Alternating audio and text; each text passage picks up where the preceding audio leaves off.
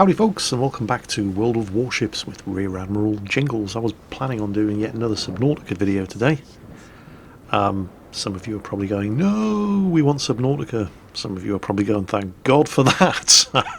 We're sick of Subnautica. But the Subnautica videos tend to take a long time to add the commentary. And, well, I just didn't really have the time. So this is actually something of an emergency video because today I have been incredibly busy doing something I'd really rather not have had to do, which I'll go into in greater detail in Mingles with Jingles next week. Suffice to say that there are a lot less videos on my YouTube channel right now than there were when I woke up this morning. There are some gaping holes in certain of my video playlists. It's copyright avoidance issues, basically. None of which has been anybody's fault but my own. But again, we'll go into this in much more detail in next week's Mingles with Jingles. Don't worry, I haven't actually been hit by any copyright claims. I have no Content ID claims levied against my channel. I never have, and I never should, thanks to the 12 hours of work I put in today before doing this video, in order to ensure that my channel doesn't get hit with any copyright takedown claims, thanks to unlicensed music use. But anyway, more about that in Monday's Mingles with Jingles. For now, let's get on with the game. So, this is Ostrob. Well, then again, I suppose if he's German or Austrian, or maybe even Swiss, that could be Austrob. Honestly, I don't know. We're going to call him Ostrob. It seems close enough for government work. I don't want to have to call him Dave. He's in the American Tier 9 battleship that isn't the Missouri, the Iowa. Not that huge a difference between the Missouri and the Iowa. Obviously, the Iowa doesn't earn nearly as much credits as the Missouri does. It's not a premium, and it also doesn't have access to radar.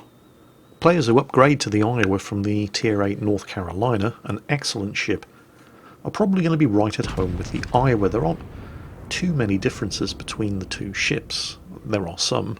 The Iowa's a much longer ship. She's also faster, has a worse rudder shift, and a larger turning circle. She does, however, have exactly the same gun arrangement, 2 turrets up front, 1 at the rear. And the good news for Iowa captains is that these are longer barreled 16-inch guns, which translates to increased shell velocity on the armor-piercing shells. They're still kind of slow, but they're not as slow as the same guns on the North Carolina.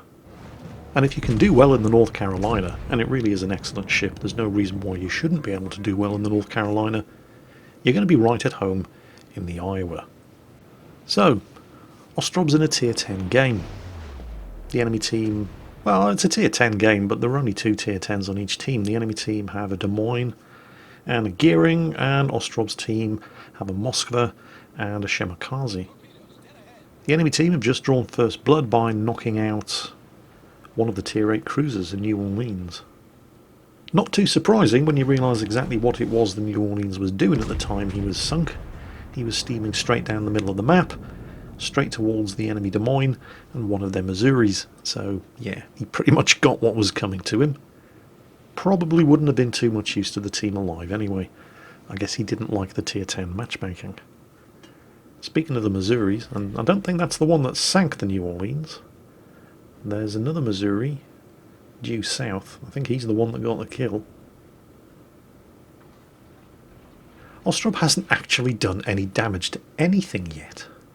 And it's not through lack of trying, but he's going to have a go at this Edinburgh.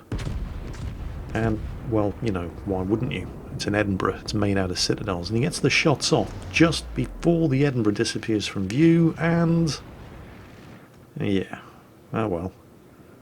1 penetration and some overpens. 7,155 damage. Well, it's a start.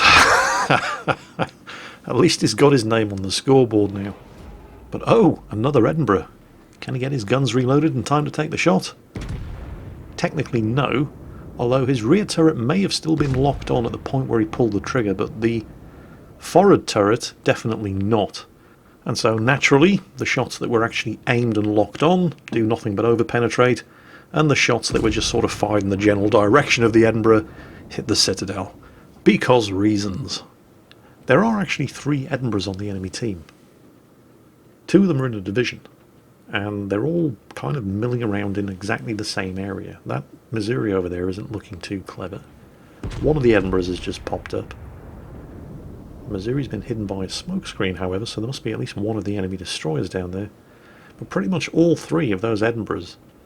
Look, there's one. Look at these guys. This is what you call a target-rich environment. And Ostrob doesn't quite give enough lead. The Edinburgh's going just a bit too quickly. But the first Edinburgh is now sailing back across his line of fire, showing his other broadside to his 16-inch guns. And I think the third Edinburgh is about to pop up as well. So there is a bit of a roadblock of Edinburghs up ahead, which may explain all of those smoke screens. They've just managed to knock out one of the enemy battleships. They've lost a cruiser of their own. The enemy team, however, are in the process of capturing Charlie, and they hold Bravo. Ostrob's team only have the 1 capture point. And this Iowa here is showing a large amount of broadside. It's not enough for a perfect shot, and Ostrob did hold his fire, hoping that the Iowa was going to turn further and give him a better shot. But he figures that's the best shot he's going to get, and it's still not very good. This is a very disappointing game for Ostrob so far. He's only done 26,000 damage. And while it is a tier 10 game, there are only 2 tier 10s in play on each team, and none of them are battleships. So as an effective top tier battleship, he's got to be feeling frustrated and really should be doing much better than this.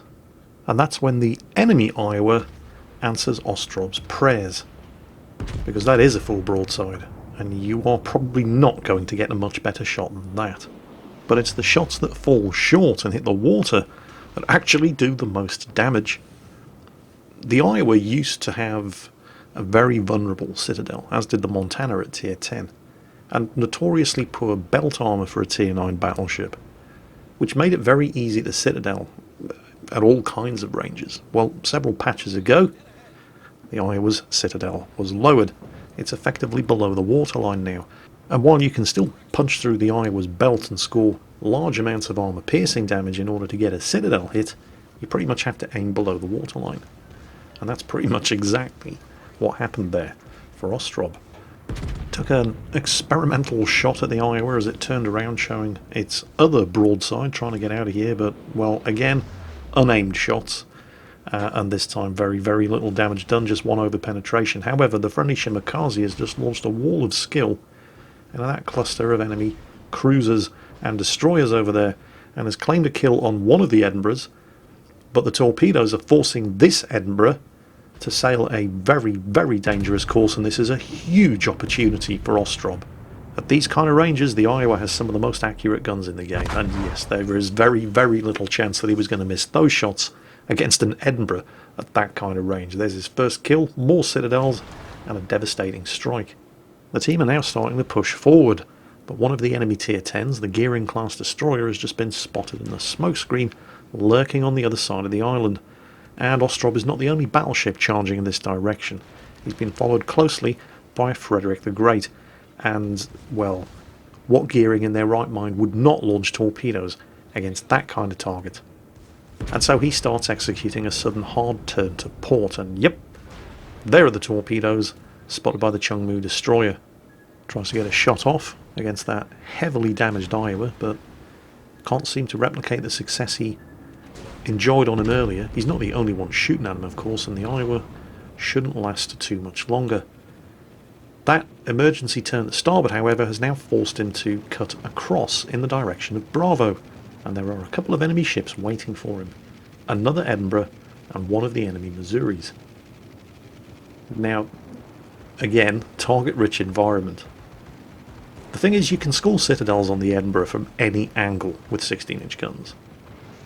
It's not often you get a Missouri presenting a target like that, however, so he goes for the Missouri. He's probably already too late to stop the Edinburgh from firing his torpedoes, and he manages to get a citadel on the Missouri. And it's probably just as well that he elected to shoot at the Missouri because somebody else is already looking at that Edinburgh and thinking to themselves, om nom nom nom nom. And there's a devastating strike from the friendly Richelieu. And the Missouri, his guns aren't even pointing in this direction, he's just begging to be citadeled. And so Ostrov thinks, well, if his guns aren't even pointing this way, I can afford to swing my ass around and let him have it with all 3 turrets. Yep, say it with me, boys and girls. That's a paddling. Meanwhile, I don't know if you noticed in all the excitement, but the gearing's actually been dispatched by the Chungmu, which has got to be embarrassing for the gearing. I mean, okay, the Chungmu's guns aren't bad. In fact, they're pretty good. It's basically a Fletcher, but it's tier 9, and you're a gearing. But anyway, back to the matter at hand. He's just found the lone surviving enemy tier 10, the Des Moines, and while he's never going to score a citadel on him from that angle, he does a good amount of damage. But look at the reload of the Des Moines, as the torpedoes from the Akazuki in the smoke screen up ahead sail harmlessly by. The Des Moines has a base reload of, I think, 5.5 seconds. And that guy is clearly running Adrenaline Rush, because I think right now he has a reload of 3.5 seconds with his 12 203mm guns. Second set of torpedoes from the Akazuki in the smoke screen up ahead, and that is very, very important information because the Akazuki only has 1 torpedo launcher, which means he's just used his torpedo reload booster, and now all he has are his guns. With the Des Moines more or less safe around the far side of the island, Ostrov has to gun the engines and charge straight into that smoke screen and catch that Akazuki before he can reload his torpedoes. He's not in a Missouri, he doesn't have the benefit of radar, so he's going to have to close to within punching distance and hope that the Akazuki is relying on the smoke screen and doesn't have the sense to follow the Des Moines around the corner. And judging by the trajectory of the shells coming out of that smoke screen, nope. Oh, cover your eyes, kids. Cruelty to small ships. Yeah. Oh, this is not going to end well. There's the high caliber. There's the Confederate. Go Gadget secondaries. And it's in fact the Frederick the Great who finishes him off. There are only 2 ships left on the enemy team. The Des Moines is one of them. The Lexington is the other one. And hello, Mr. Des Moines. Where do you think you're going, sunshine? Your 3.5 second reload isn't going to help you now. Hold still, it will all be over soon. And yeah, fairly inevitable. And that just leaves the Lexington, and oh look, there he is. Spotted at a range of 15 kilometers. Bad guys closing in from all directions. I don't think he has much of a chance. Not with odds of 8-1. This really has been a bit of a landslide victory for Ostrov's team. And a remarkable turnaround for Ostrov, who a third of the way through the game still hadn't done more than 25,000 damage in what was effectively a top tier battleship. All that remains at this point is just to see how much more damage he can farm on this Lexington before the match ends. And it's probably going to end in a Lexington kill. I mean, they have a huge points advantage over the enemy team, but they're unlikely to reach 1,000 points before this Lexington is sent to Davy Jones's locker. Although he has managed to get an airstrike away. Now the Iowa does have some seriously strong anti-air firepower, but at this stage of the game, with the number of high explosive hits that he's taken, you have to count on a lot of those anti-aircraft guns having been stripped away. So even in an Iowa, you're not going to have the same anti-aircraft firepower at this stage of the game that you would have had at the beginning with all of your AA guns intact before you started receiving high explosive shell impacts. So it's possible that the Lexington might be able to do some damage before he goes down. AA guns opening up. I don't think Ostrov really cares. Yep, there's the torpedo strike. He's got plenty of health, his damage control is ready. Yep, and he's flooding, but big deal. Controls the flooding, brings the guns around, and the Lexington has been proving to be a difficult target to hit accurately because he's humping the border. and that confuses the auto-aim assistant, but it's really only just a matter of time before Ostrov scores the killing blow, and it's game over. All of which means that Ostrov walks away with one of the best games he has ever played in World of Warships, and the best game to date he's ever played in the Iowa, with over 200,000 damage done, which is pretty remarkable when you consider just how badly he was doing in the first third of that game, and not far short of 3,000 base experience. Ostrov, thank you very much for sending that one in, and my congratulations on the result. Everybody else, I hope you enjoyed it, and as always, take care, and I'll catch you next time.